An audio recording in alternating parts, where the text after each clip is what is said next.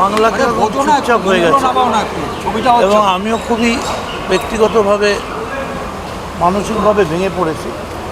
এমন একটা বিধানসভা যেখানে মমতা ব্যানার্জি নেই। তবে যে দায়িত্ব পায় তার দায়িত্ব গুড গভর্নেন্স দেওয়া। আমার সঙ্গে চলে আসবে মদন দা, যে কোনো মুহূর্তে আমাদের সঙ্গে চলে আসবে, চিন্তা নেই। কি দাদা? ও লাভলি। এই জয়টার মধ্যে সেই জয়োল্লাস, মুক্তির আনন্দ, এসো এসো আমার ঘরে এসো, বসে আছি আমার দক্ষিণ দুয়ার খোলা, পাওয়া যাচ্ছে না, সেই সানায়ের সুর পাওয়া যাচ্ছে না। নতুন সরকার গঠনের পর বিধানসভায় বিধায়কদের শপথের দিনের কিছু বক্তব্য শোনালাম।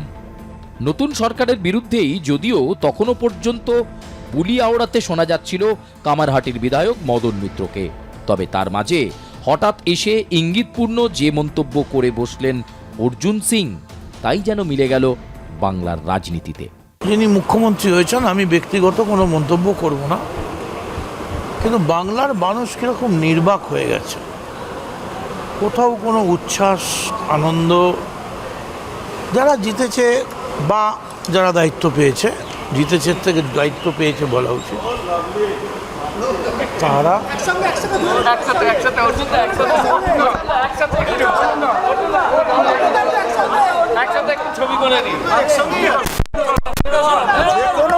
আমার সঙ্গে চলে আসবে মদন দা, যে কোনো মুহূর্তে আমাদের সঙ্গে চলে আসবে, চিন্তা নেই। কি দাদা? ও লাভলি। আপনার পুজো পৌঁছে যাক বিশ্বের দরবারে। প্রতি বছরের মতো এবারও আর+ নিউজ নিয়ে এলো শারদাঞ্জলির সেরা সম্মান 2026। অংশ নিতে সকাল 10টা থেকে সন্ধে 6টার মধ্যে সরাসরি যোগাযোগ করুন আমাদের অফিসে অথবা কল করুন 9836323248 এই নম্বরে। শারদাঞ্জলি শুধুমাত্র আর+ নিউজে। 2026-এর আগে 15 বছর রাজত্ব যার হাতে ছিল, সরকারের কুর্সিতে যে দল ছিল, সেই দলের সেকেন্ড ইন কমান্ড নামেই পরিচিত ছিলেন অভিষেক বন্দ্যোপাধ্যায়। সরকারের পাশা উল্টাতেই সব যেন গোলমাল হয়ে গেল, ঘুঁটি পুরো এদিক থেকে ওদিক হয়ে গেল। একে একে রানী যেন একা হতে থাকলেন। রাজত্ব তো গেছেই, একে একে নিঃসঙ্গ হচ্ছেন মমতা বন্দ্যোপাধ্যায়। অতি কাছের ববি, কাকুলি, সুদীপ, চন্দ্রিমা তো আগেই তৃণমূলের সেনাপতির নামে সুর সপ্তমে তুলে কালীঘাট তৃণমূল ছেড়েছেন। এবার মদন বিধায়ক হিসাবে শপথ গ্রহণের দিনেও যিনি বাংলার সরকার পাল্টানোয় মানুষের মধ্যে উচ্ছ্বাস প্রকাশের লেশমাত্র খুঁজে পাচ্ছিলেন না, সেই মদনের মধ্যেই এই কদিনে কালীঘাট তৃণমূল শিবিরের প্রতি জমে গেল এতটা ক্ষোভ। तृणमूल कांग्रेस जैसा ताकतशाली हो रहा है विधानसभा के अंदर हमारा एलओपी की लीडरशिप में, तो किसी को छोड़ के और कुछ नहीं सकेगी। ममता बनर्जी हम लोग का सबका लीडर थे, अभी भी है, उनका फोटो मेरा दिल में है। लेकिन हम लोग अभिषेक बनर्जी को बताए थे कि आप कुछ दिन के लिए आप छोड़ दीजिए, 6 महीने छोड़ दीजिए, 1 साल छोड़ दीजिए, हम लोग को पार्टी तो बनाने दीजिए और उसका बाद आप आके अपना सीट ले लीजिए। लेकिन उन्होंने इनकार कर दिया, उन्होंने बोला नहीं, हम पार्टी नहीं छोड़ेंगे।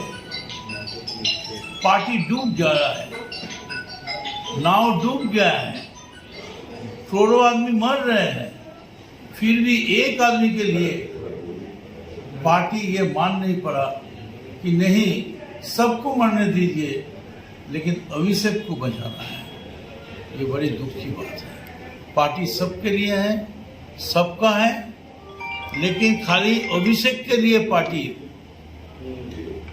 ममता जी को पास मेरा हाथ जोड़ करके अनुरोध है, चलिए, ये मैराथन है, चलते चलते रोड पर तो मुलाकात होगा, चलिए दिखा जाए कौन सा घोड़ा आगे बढ़े।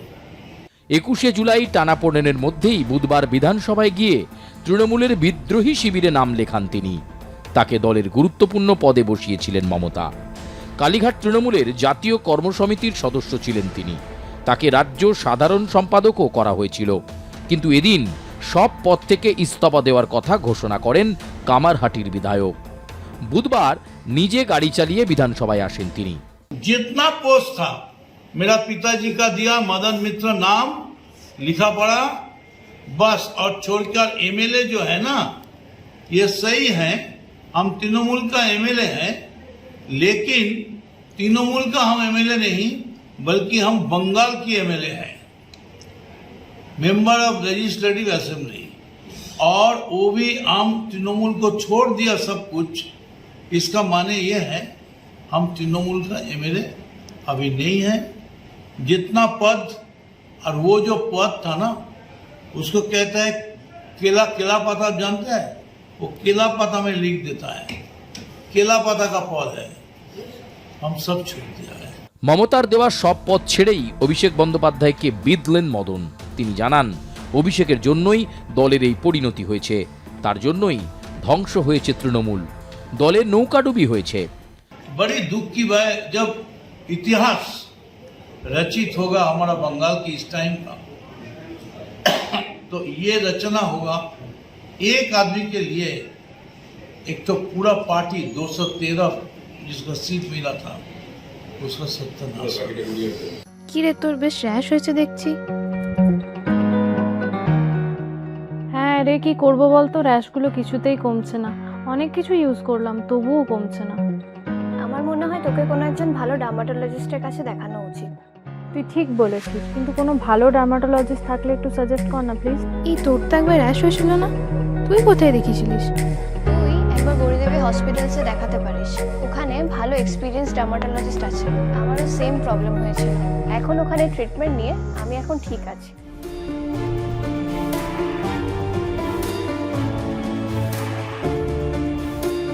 গৌরী দেবী হসপিটাল, রাজবাঁধ, দুর্গাপুর।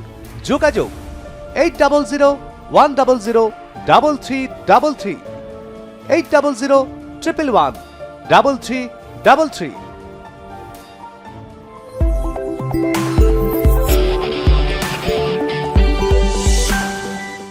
বুধবার ঋতব্রত বন্দ্যোপাধ্যায়, সন্দীপন সাহা, আখরুজ্জামানদের সঙ্গে বৈঠক করেন। ঋতব্রতর পাশে বসেই তিনি মমতার সঙ্গ ছাড়ার কথা ঘোষণা করেন। একসময় মমতা বন্দ্যোপাধ্যায়ের অন্যতম বিশ্বস্ত মুখ হিসাবে পরিচিত ছিলেন মদন মিত্র। সেই তিনিই আজ প্রকাশ্যে দলের শীর্ষ নেতৃত্ব, বিশেষ করে অভিষেক বন্দ্যোপাধ্যায়কে নিশানা করে এবং দলের সব পদ ছাড়ার কথা ঘোষণা করেন। রাজনৈতিক সমীকরণ দ্রুত বদলাচ্ছে বাংলায়। তৃণমূলের অন্দরে ভাঙনের জল্পনা আরও জোরালো হচ্ছে। আগামী দিনে এই বিদ্রোহ শুধুই ব্যক্তিগত ক্ষোভে সীমাবদ্ধ থাকবে, নাকি আরও নেতারা একই পথে হাঁটবেন? এখন সেই দিকেই নজর রাজনৈতিক মহলের। ব্যুরো রিপোর্ট, আর+ নিউজ।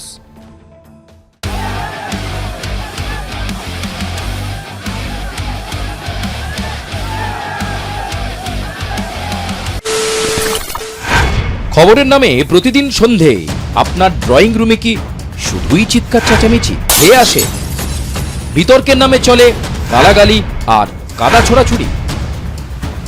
এবার সময় পরিবর্তনের, কারণ আমরা কান ফাটানো চিৎকারে বিশ্বাস করি না। আমরা বিশ্বাস করি খবরের সত্যতায়। আমরা কোনো পক্ষের হয়ে গলা ফাটাই না, আমরা সাধারণ মানুষের হয়ে প্রশ্ন তুলি। চিৎকার নয়, শুধু খবর হবে যেখানে বিতর্ক আছে কিন্তু কুৎসিত ঝগড়া নেই। সঠিক তথ্য, বিশ্বস্ত খবর। নজর রাখুন আর+ নিউজে।